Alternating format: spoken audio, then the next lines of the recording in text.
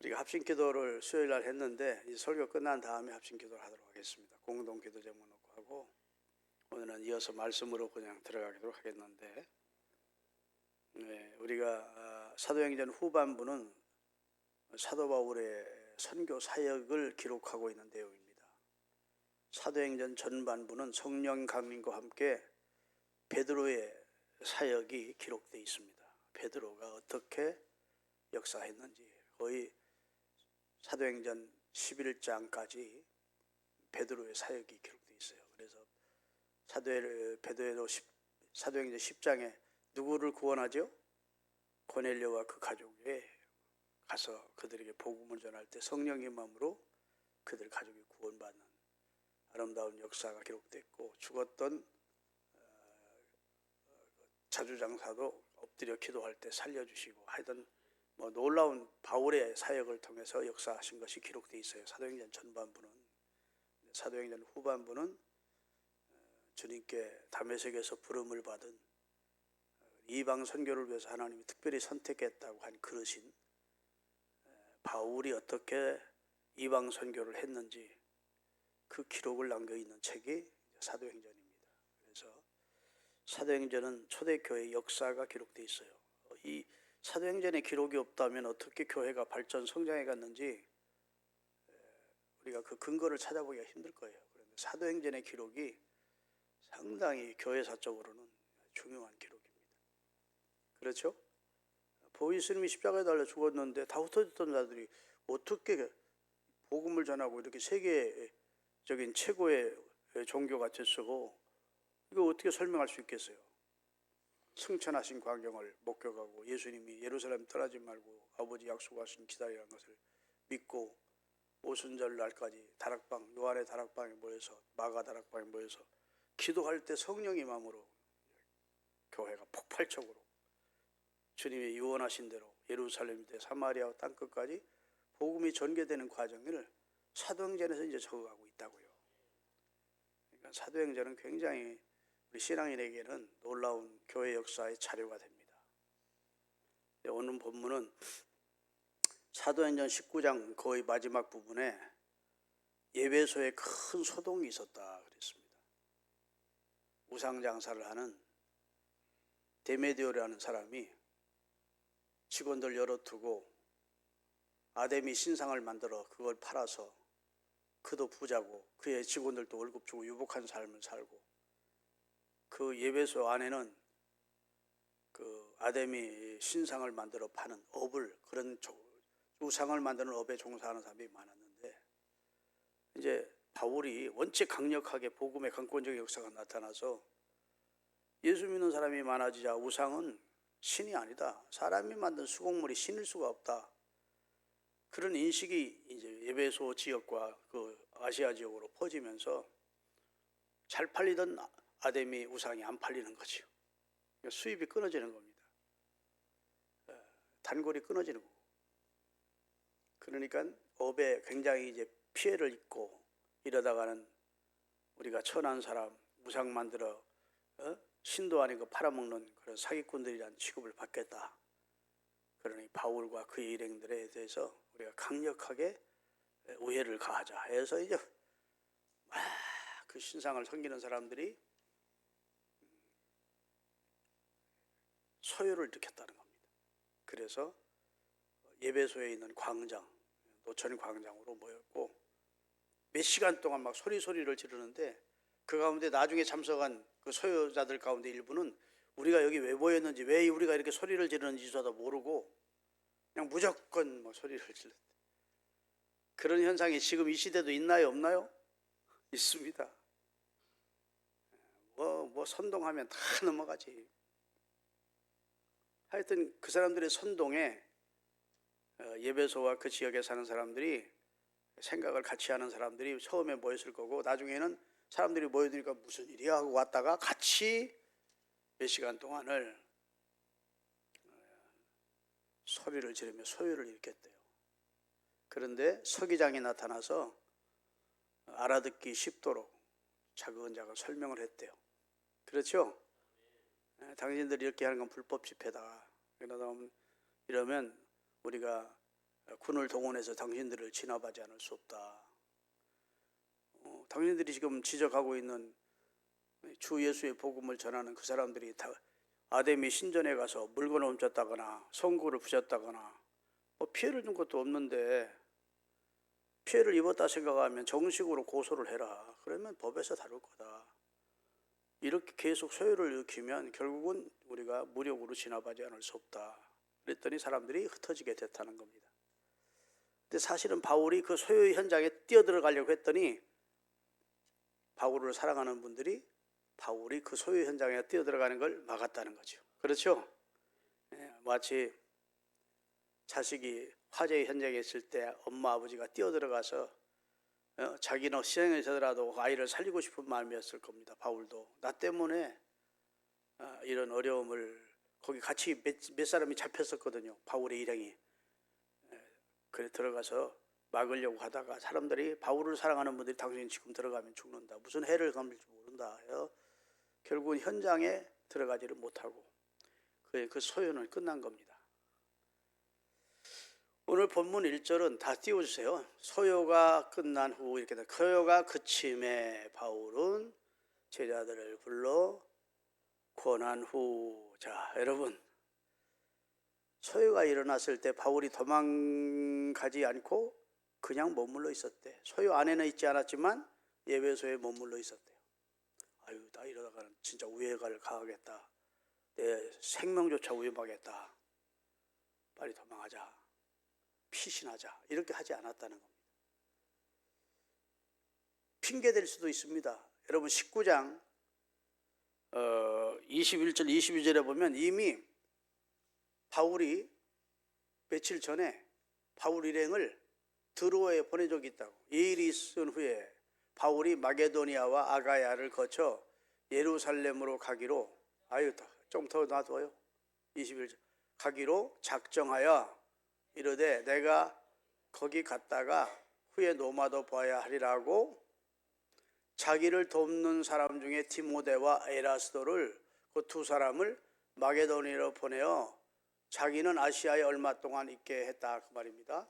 그러면 명분이 돼야 안 돼요. 바울이 막 빨리 짐 싸가 들고 막 떠나도 미리 보낸 사람들 만나러 가는구나 이게 명분이 될 텐데 그런 비겁한 모습을 보이고 싶지 않고 하나님이 내 인생의 생사화복을 주관하시는 분인데 아멘. 내가 도망하는 그런 모습을 보이지 않기 위해서 소요가 다 끝난 후에 예수 그리스도를 주로 믿는 사람들을 찾아가서 격려하고 권면하고 아멘. 신앙 안에서 벗어나지 말고 믿음 생활 잘하라고 권한 후에 길을 떠났대요. 얼마나 의연합니까? 진짜 하나님을 믿는 사람은 의연합니다. 조바심 되지 않습니다. 큰일 났다 야 이러지 않습니다. 내 생명의 주인이 하나님이고 생사화복의 주권자가 하나님이다. 이 모든 일의 배후에는 하나님이 계시다. 이걸 진짜로 믿으면 그렇게 조바심 내고 초조해하고 그냥 보따리 싸가지고 사람들이 볼 때 좀 초라한 모습으로 막 도망치는 모습을 보이면 안 되죠. 바울은 의연했습니다. 할 일 다 하고 먼저 가이사라고 보낸 곳을 향해서 출발하기 위해 출발했다는 겁니다. 다시 2절을 보겠습니다. 본문 2절. 그 지방으로 다녀가며 여러 말로 다른 지역에서 예수 믿고 구원받은 사람들을 다 여러 말로 권면하고 격려하고 헬라에 이르렀다. 여기 그리스를 말합니다. 헬라에 이르러 거기서 석 달 동안 헬라에 머물렀대요.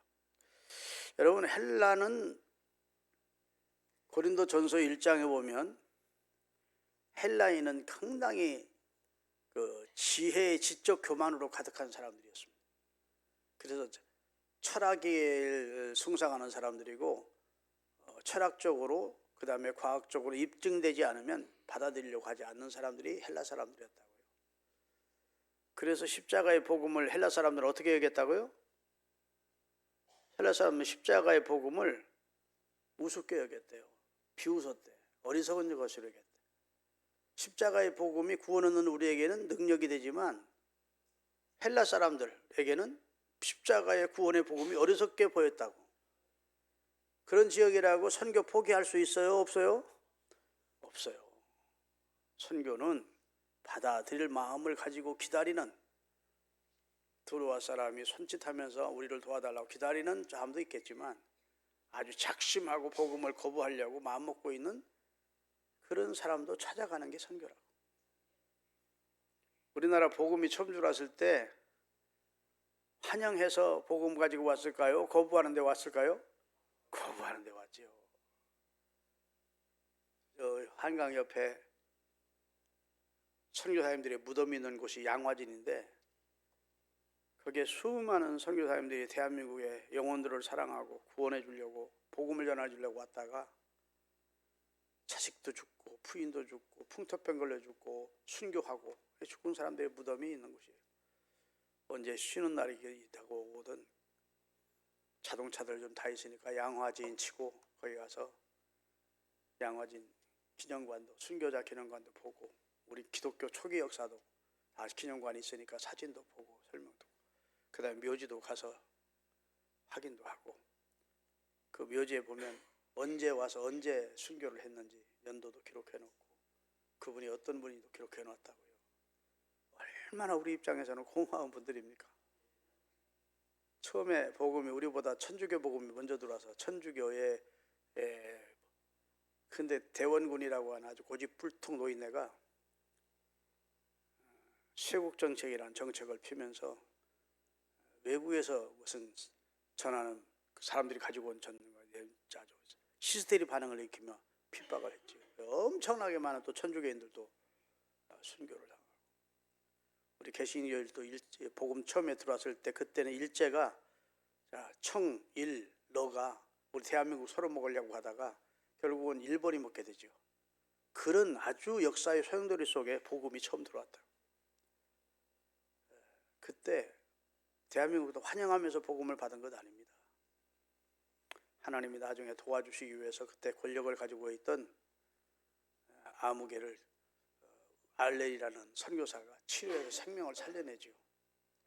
그러면서 이제 약간 왕실에서는 선교에 대해서 서양인들에 대해서 호감을 갖게 되는 그런 역사가 나타나면서 조금씩 나아지기 시작한 거죠.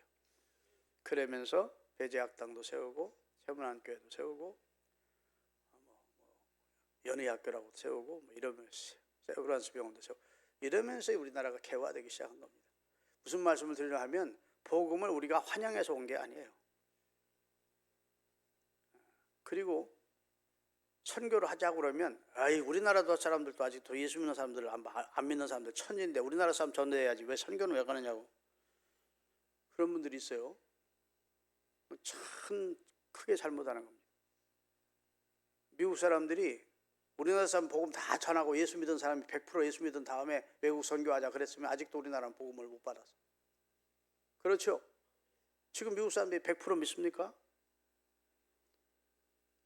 내게 속한 내 민족이나 내 나라가 얼마를 믿든지 간에 주님은 예루살렘 온 유대 사마리아 땅 끝까지 가라는 거야.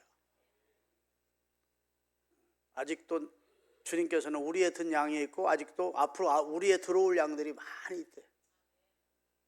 그 우리의 들어올 양들을 위해서 우리에게 복음을 맡긴 겁니다. 그들에게 복음을 전해서 예수라는 우리 안에 울타리 안에 구원의 나로 끌어들이라고. 그러니까 헬라가 지금 교만하게 그지였고 복음을 무시하고 복음 자체를 어리석게 십자가에 어리석게 여기는 사람들이었지만 바울은 거기 또 석 달을 머무면서 바울이 뭐 했겠습니까? 복음 전하죠. 이런 우리 선교에 대한 열정이 있기를 바랍니다. 나는 찬송 가운데 이 찬송 부르면 참 좋더라고. 이방 사람 멀리 가서 이방 사람 전도하지 못하지만 내 집 근처 다니면서 구원할 자 많도다. 그런 찬송 하신 적도 있고 들으신 적도 있죠?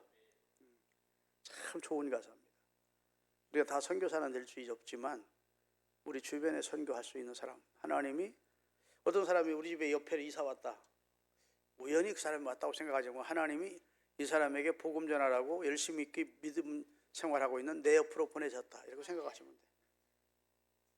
근데 내가 입 딱 두고 있으면 하나님 얼마나, 야, 너 보고 전도하라고 너 불쌍한 영혼 내 곁으로 내 옆에 이사 보냈는데 너는 어떻게 그렇게 만나서 식사도 같이 하고 교제를 하면서 예수 믿다 소리 한 번 안 하냐? 하나님이 얼마나 속이 상하실 거예요. 주님의 심정으로 이웃을 만납시다. 다 우연이 아니라고 생각하셔야 돼요. 다 사명적인, 하나님 앞에서 사명적인 입장으로 대인관계를 하는 것이 좋습니다. 그러다 보면 툭 던진 한마디가 그 사람은 예수 믿게 돼. 아주 뭐 설명을 잘하고 나 성경 잘 몰라서 전도 못해요. 걱정할 거 없어요. 툭툭 던진 한마디가 하나님이 예수 믿을 사람은 그것이 그 말씀이 낚싯바비에 탁 걸리게 해주죠. 아멘.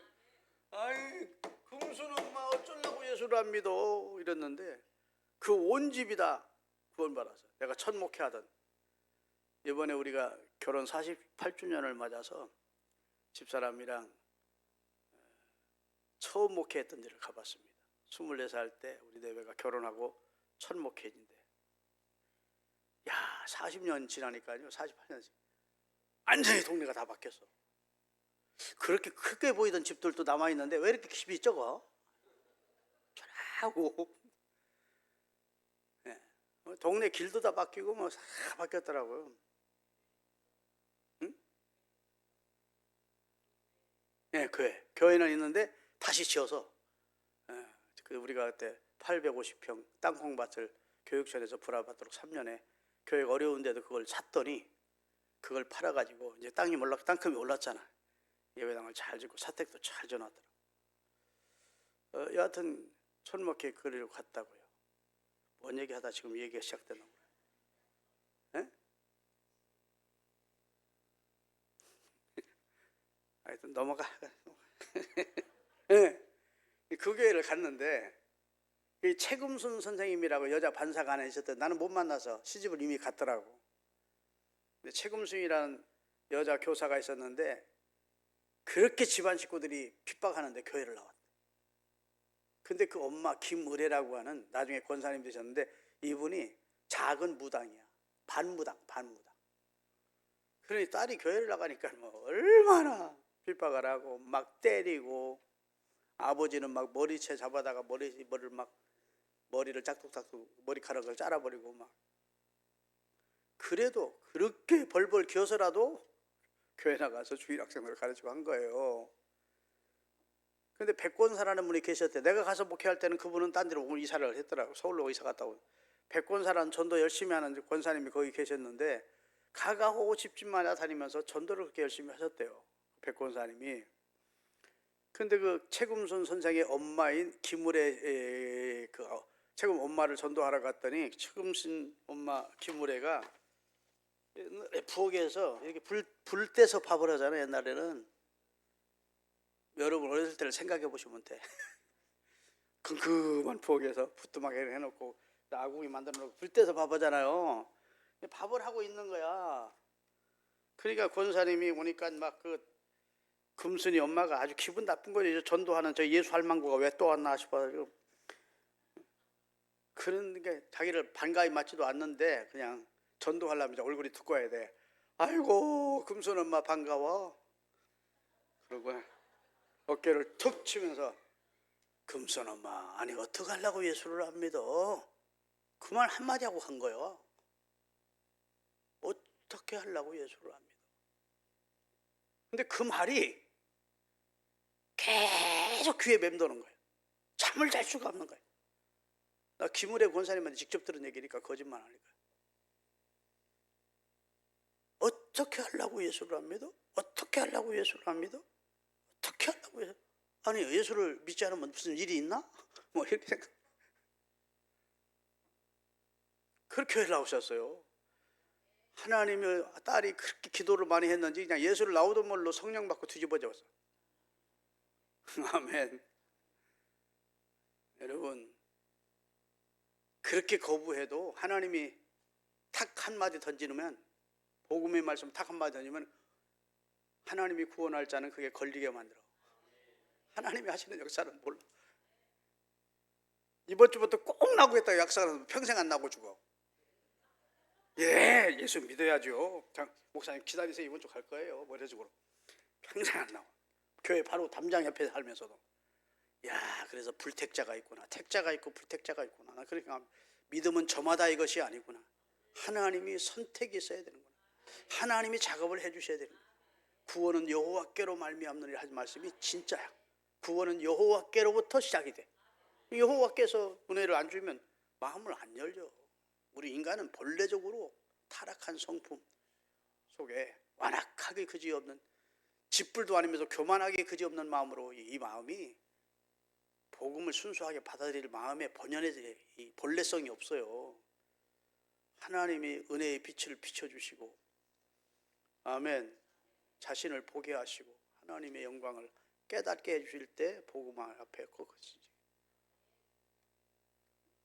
여하튼 소요가 지날 때까지 기다리다가 다 사명 잘 감당하고 헬라로 가서 석 달을 머물고, 이제 먼저 가서 기다리라고 한 그곳 드로아를 향해서 출발을 했대요. 근데 당시 교회 최고의 지도자들 7명이 동행을 했대요.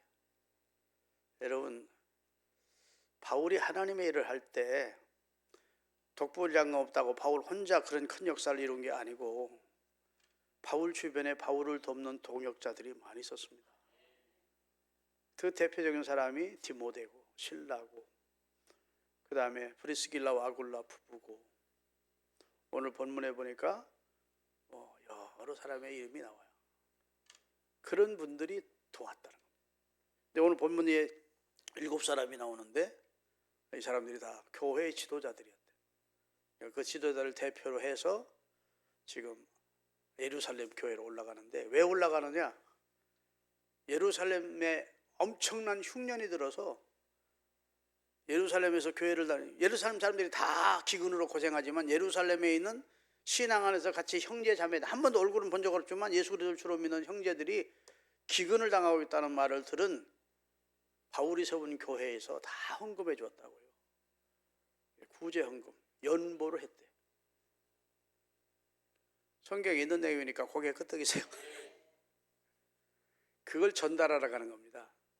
선교 보고도 하고 그걸 전달하러 바울이 이제 예루살렘으로 올라가기를 꾀하고 있는 상황인데, 그러니까 그 헌금에 동참한 교회 지도자들을 함께 다 데리고 간 것 같아요. 한번 읽어보겠습니다. 4절. 아시아까지 함께 가는 자는 베리아 사람 부르의 아들 소바더, 데살로니가 사람 아리스타고, 세군도와 아리스도와 세군도, 그 다음에 데베 사람 가이오, 그 다음에 디모데와 아시아 사람 두기고와 드로비모라. 그러면 지금 여기 우리가 이런 말이 많이 나와요. 그러면 바울 한자이면 내가 이렇게 나올 수 있는데, 우리라고 할 때 누가 지금 포함이 된 겁니까? 누가죠. 누가가 이 성경을 기록했으니까. 누가는 화가이면서 의사였어요. 바울의 건강을 늘 체크해 주는 사람입니다. 그래서 누가복음도 누가가 기록했고 사도행전도 누가가 기록했어요. 늘 바울 곁에 바울을 수행했다고 볼 수 있습니다. 여기 우리가 어디 갔다, 우리가 할 때는 누가와 바울, 그 다음에 더 포함시키면 누가와 바울과 디모데, 이런 분들이 함께 우리라는 복수를 쓴 겁니다. 이해되십니까? 그런데 오늘 지금은 이 각 교회 대표들 7명과 우리라고 했으니까 누가와 바울이 한 9명 정도, 한 10여 명 가까운 분들이 모이게 되는데, 어디에서 모이게 되느냐? 다 같이 그들은 먼저 가서 드로아에서 우리를 기다리더라. 아멘. 여기 우리를 할 때 나와 바울을 기다리고 있었다. 사실은 바울이 먼저일까요? 누가가 먼저일까요? 바울이 먼저지. 바울과 우리를 기다리고 있어서 가서 그들을 만났다.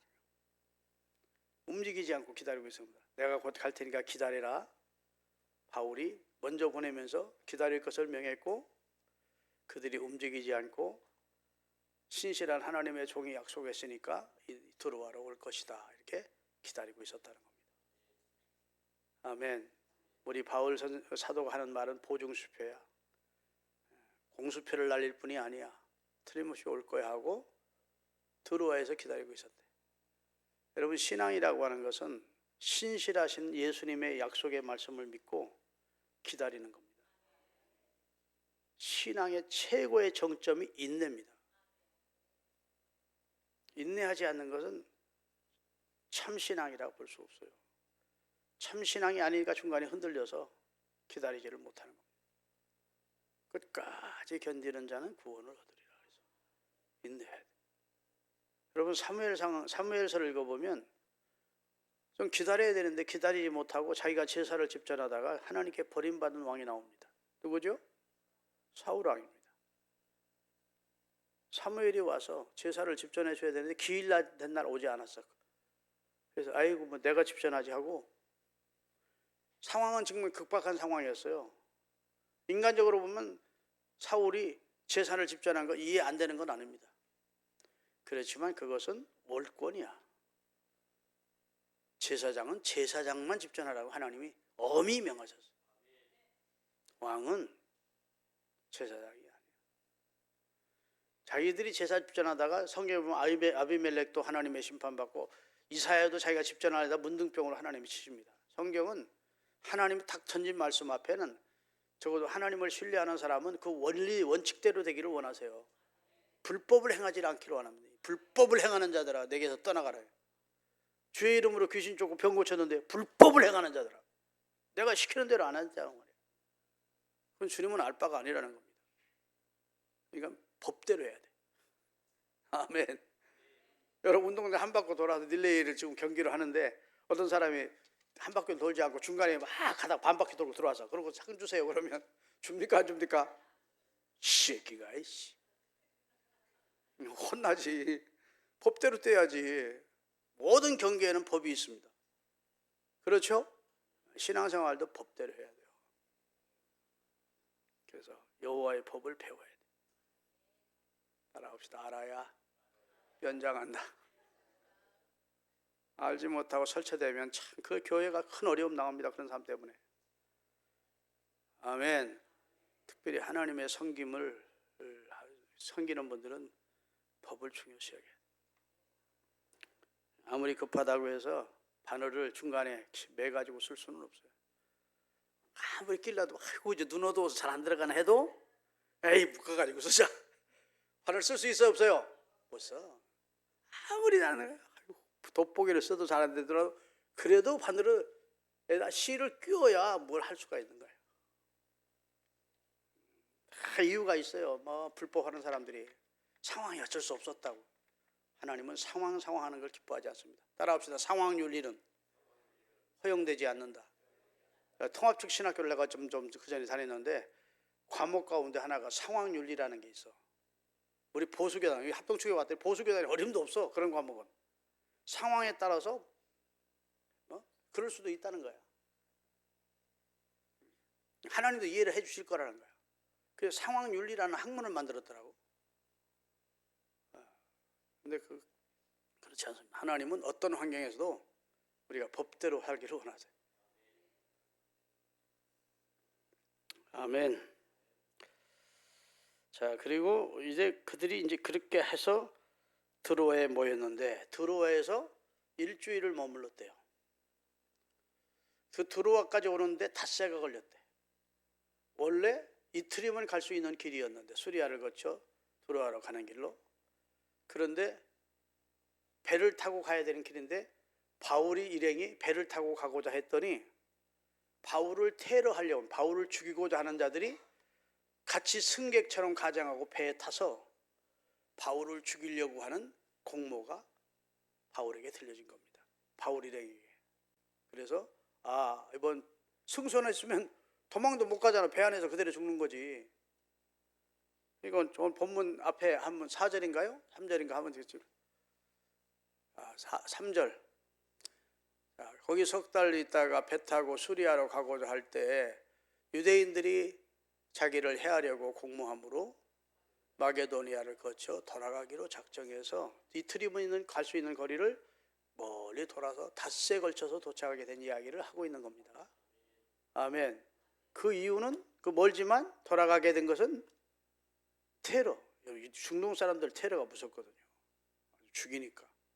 죽여도 죄가 없다고 생각해요. 여러분 IS라고 하는 그 극단주의 이슬람들 보시죠. 그 사람들은요 미국의 조종사를 붙들어 놓고 감옥에 집어넣고 휘발유 뿌려서 막 타 죽는 것을 비디오로 찍어가지고 미국으로 보낸 사람들입니다.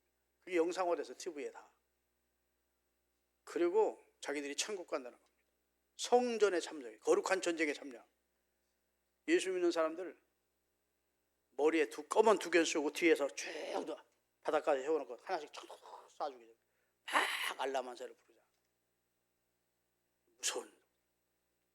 바로 그런 집단들인 유대인들이 그리고 예수 바울을 싫어하는 사람들이 배 타고 승객으로 가장해서 거기서 바울 일행을 죽이자.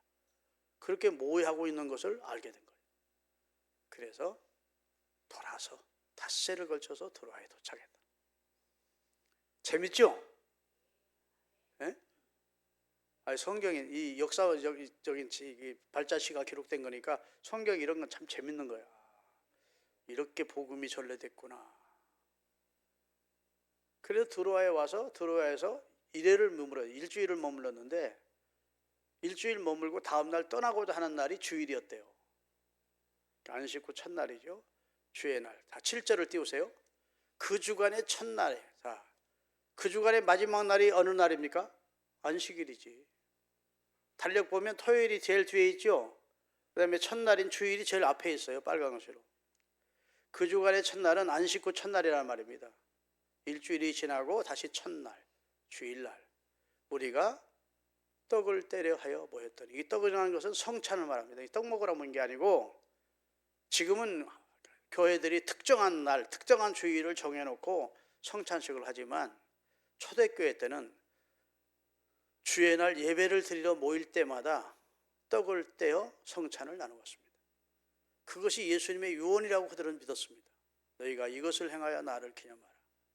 내가 다시 너희를 데리러 올 때까지 이것을 행하여 나를 기념하라. 그랬기 때문에 그것이 주님이 승천하시기 전 십자가 지시고 우리를 구속하기 전에 주신 유언이라고 믿었어요. 그래서 예배를 드릴 때마다, 그야 천주교로 말하면 미사를 드릴 때마다 떡을 떼는 겁니다. 떡을 때려 먹였다는 말은 교제하기 위해서 모였다는 게 아니고 예배 드리고 성찬에 참여하여 모였더니, 바울이 내일 저 예루살렘 쪽을 향해 올라가야 되는 입장이니까 설교가 길었대. 다 같이 읽겠습니다. 바울이 이튿날 떠나고자 하여 그들에게 강로할 때 말을 밤중까지 계속하며.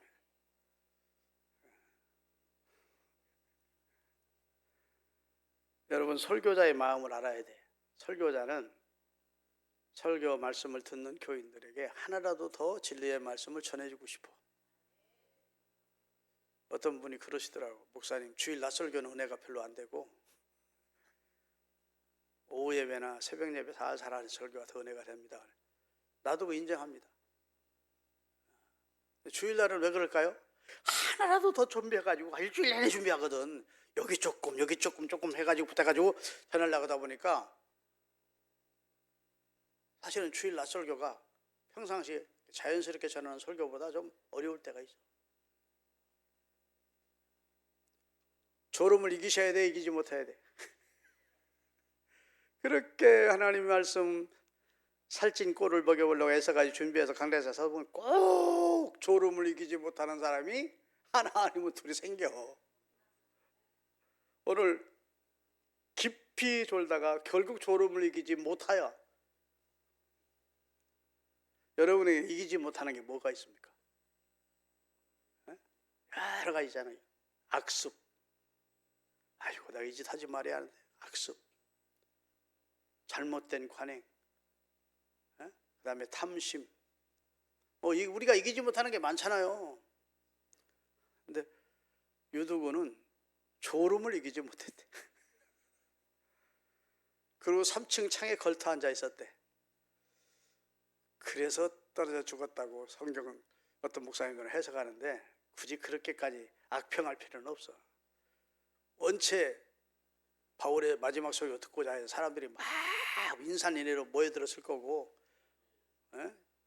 젊은 사람이니까 어른들한테 다 자리 양보하고 창가에 가서 이렇게 벌떡 앉아 있었을 거야. 제 해석이 좀 맞을 것 같다고 그러면 좀 고개를 끄덕거리죠. 굳이 그 사람을 그렇게 악평할 필요가 뭐 있어. 젊은 놈 새끼가 건방지게 창가에 걸터 앉아서 하나님 말씀 들으니까 하나님이 죽여버린 거라고.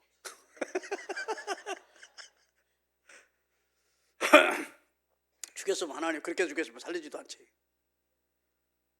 여하튼 하루 종일 일하고 젊은이가 예수님 말씀 듣기 위해서 왔을 거고, 좋은 자리 다 양보하고 창가에 걸터 앉아서 이제 주님은, 옛날에요 우리 시골의 동네 같은데 영화 상영을 하면 천막 쳐놓고 뭐 하고 올 때도 있고, 어떤 큰 집 빌려가지고 갈 때 사람들이 막 미어 터진다는 거 무슨 소리 알죠?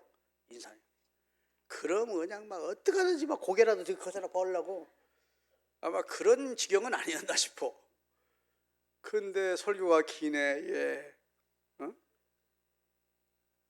설교 길어서 은혜될 게 없더라고. 여러분, 스데반도 돌에 맞아 죽은 것이 설교가 길어서 돌에 맞아 죽었다고 한 사람이 있어. 스데반 설교 보면 사도행전 6장에 나오는데 길어. 결국은 예수님 얘기는 끄집어내지도 못하고 이런 죽여야 될 자다 하고 죽였다고. 뭐 우리 조상들이 뭐 아브라함을 선택해서 하나님이 우리 조상들이 이렇게 했고, 뭐 애굽으로 내려갔고, 무슨 요셉이 이렇고, 뭐 하나님 우리 조상을 뭐 모세를 통해서 홍해를 건너게 하셨고, 막. 근데 우리 조상들이 하나님을 거역했고, 얘기 쭉 하다 보니까 진짜 이제 본론 전해야 될 예수님의 십자가의 대속과 부활을 전해야 되는데, 그쯤 와서는 이제 지루하니까 좋은 마음으로 복음을 들은 게 아니거든 지금. 그러니까 막 이 적대적인 자세가 있다가 참고 참다가 야이, 이 사람은 살려줘서는 안 될 자라고 한 사람이 선동하니까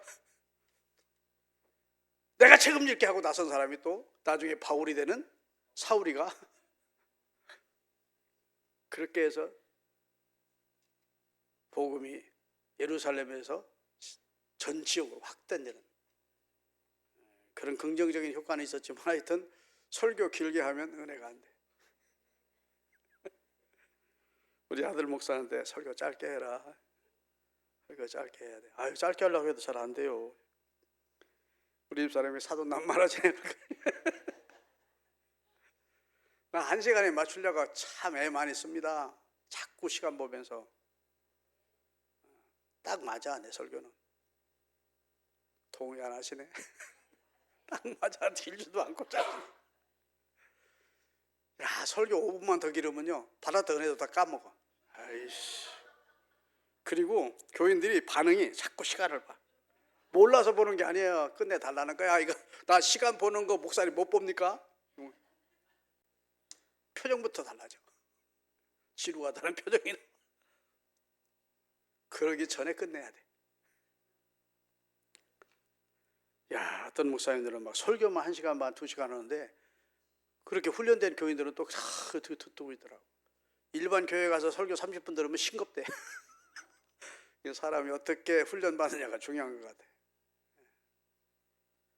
여하튼 유두고가 떨어져 죽었어. 이것도 소요가 일어나서. 예루살렘에서 에베소에 일어나는 소요 같은 소요는 아니지만 얼마나 이게 충격적인 일입니까? 아니, 집회하다가 예배드리다가 한 사람이 떨어져 청년이 죽었어요. 그러니까 뭐 큰일 났네, 뭐 난리 났네. 아이고 막. 이게 소요가 일어나자 바울이 어떻게 했다고요? 잠잠해라, 떠들지 마. 아멘. 바울이 무엇을 믿고 그러십니까?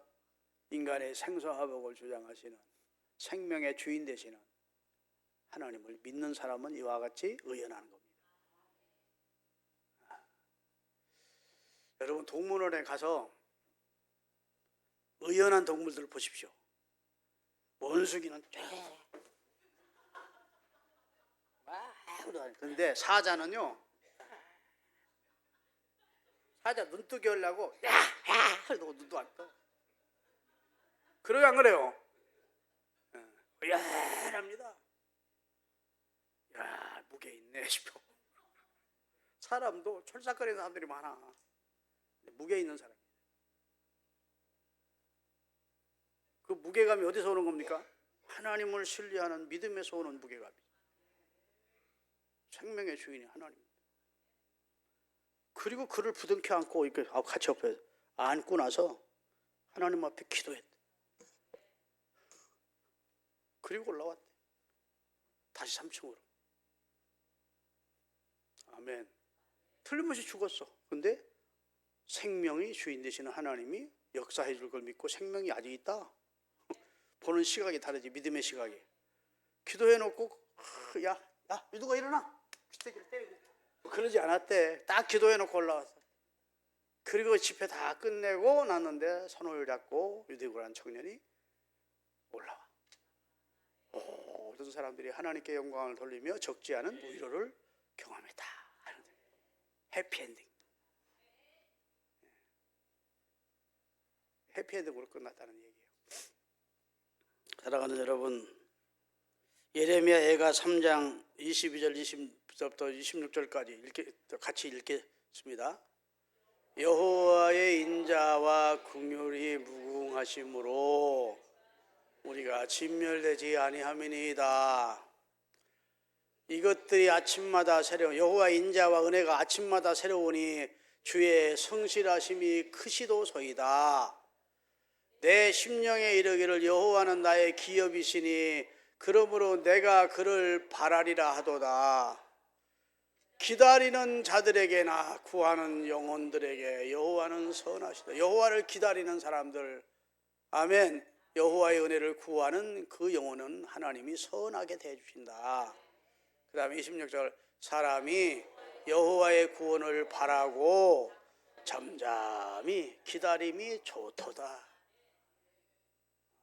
너무 막 걱정하고 이러지 말고 사람이 여호와께서 구원해 주실 것을 바라고 기도에 응답해 주실 것을 바라고 잠잠히 기다림이 좋대. 그게 온전한 하나님이 기뻐하는 원하시는 신앙입니다. 그 신앙 가지고 흔들리지 마십시다. 뭐 조금 원망하고 뭐 신앙생활 한 해만 했었고 뭐 그러지 마시고 흔들림이 없이 여호와를 기다리며 살려. 기도하겠습니다.